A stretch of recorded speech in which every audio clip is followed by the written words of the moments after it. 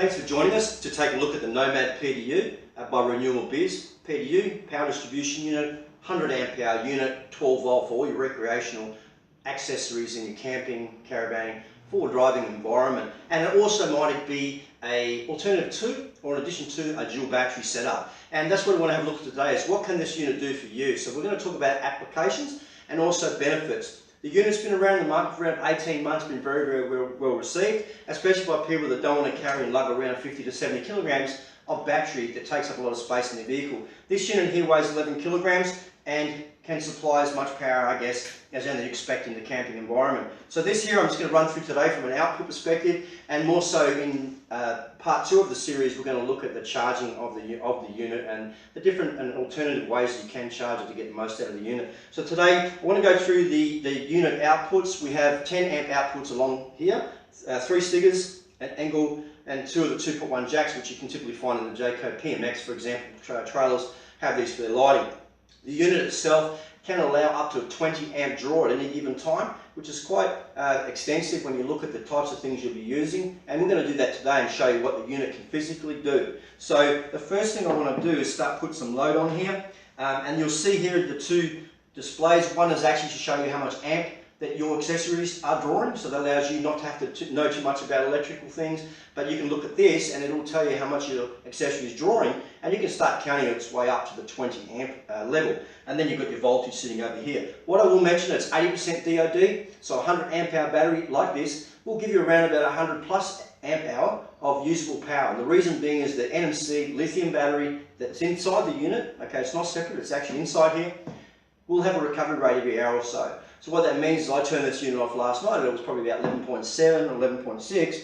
It's now 11.8 in volt, so it does actually recover. So we'll still get around about 100 amp hour of use. So my 60 litre fridge here, which I'm going to plug in a second, will probably average around about 1 amp once it's got cold. So if I could literally run this for around 100 hours or 110 hours, this one actually will run for, out of the actual battery before it needs to recharge. And the reason I'll mention that is that the lithium means you don't have the necessity to pump in huge amounts of charge rates, 10, 20, 30, 40, 50. 10 amp is completely enough for this unit. In fact, when you're running a unit, you're trickling it, etc., it very rarely gets low. When you go out, you always fully charge the unit. For most applications, you'll find that this will run everything you want for a campsite for 3 days without even the use of the solar blanket or even trickling it. So let's look at the loading this unit up.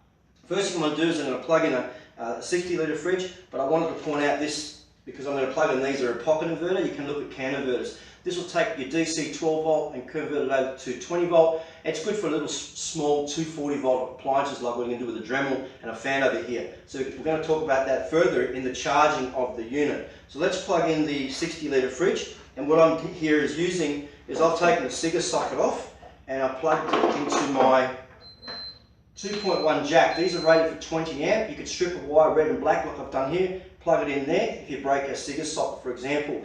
A lot of people have sent us emails saying these will burn out, they won't last, so on and so forth. But I've got 2 90 litre fridges, 93 litre fridges, sorry, that have run off this for 8 months, one on each of these. So they are perfectly fine for running a fridge and keeping the space free for other things across here. I will plug in an LED over here and keep it out of the way so it doesn't interfere with the camera and the light. Okay, so typical one here with a dimmer on it. And again, just to show you some of the load, it's about 0.9. This will kick in a minute and probably go up to about 5 amp. What I will also do is take a 240 volt fan, plug it into a pocket inverter here, and then what I'm going to do is plug this in. This is actually sitting on full at the moment, and just get some load on the unit and see what it does. So I'll plug this in here into the Sigma socket. Typically with the fridge I would normally run a connection like this, which is your angle connection, into my fridge. And the inputs on the unit, you've got a regulator input, which I've got over here. I've got my 5 amp charger. You do have an 8 amp charger option with the unit, and to charge it through the regulator. Then you've got your unregulated ports over here. So at the moment it's running at 11 amp. It's running at 11 amp because this I know does about 5 or 6 amp once it's firing up. Over here is about 4 or so amp, 1 amp or less, half an amp for the light. So it's sitting at 10.6 at the moment. 2 of those running off the 2.1 jack. So now what I want to do is I'm going to take another inverter just to show you how much load. I'll plug it in here to run my 240 volt Dremel. So typical Dremel that you run your 240, you plug in 240. So this is actually quite a thirsty little unit. and I expect it's probably to go about 5 amp when I put it on full.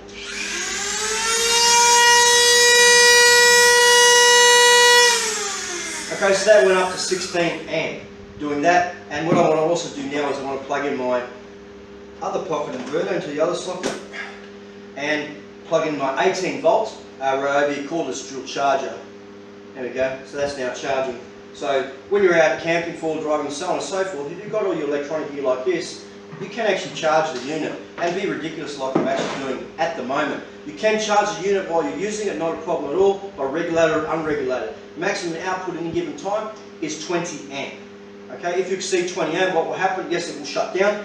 When it shuts down, you just need to reset the unit by plugging in the power source. We'll cover that in part 2 of this series.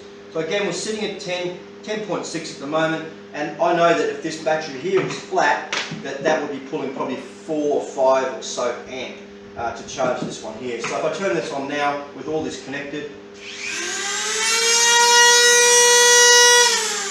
it's still went up to about 16 amp. So if you had all this plugged in, how else would you know how many amp this is using? Very difficult, but with this it's very, very simple. You've got a little screen here that tells you. So you don't need to be a mathematician or electrician trying to figure this out. It tells you this is running at 10.6 at the moment, and I know that this unit can take a maximum of 10 amp input. So I could actually be charging this at 10 amp at the moment, and after 8 or so hours of doing this, I'd probably still have a full battery. And that's the way you should run these, and you should be cycling them all the time. This is good for about 800 to 1,000 cycles, so you can expect a good lifetime out of this as long as you're charging it correctly. And again, we'll talk about charging in part 2. So that's being ridiculous when we're talking about outputs. Yes, I could plug in my angle connection over there and also my dual USB. So I've got dual USB here, I can plug them there, do my iPhone or my Samsung or whatever I've got there, and I could do all this at the same time.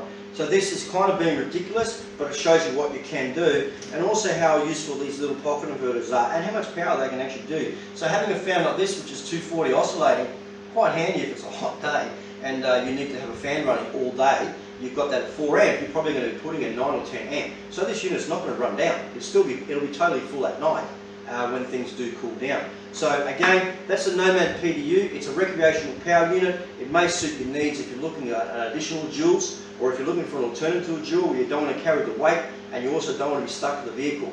So this has an application where you just want to grab it on the weekend and go, and you don't want to have to worry about being stuck to the vehicle when you go out to a campsite and it's not exactly where you want to be. Yes, you can pick this up, take it to your tent and so on and so forth, your fridge, and go where you like. So nomadpdu.com.au or renewalbiz.com.au. There's also a link on there to go to Battery University if you want to have a look at more about the NMC style, the NMC Lithium style battery.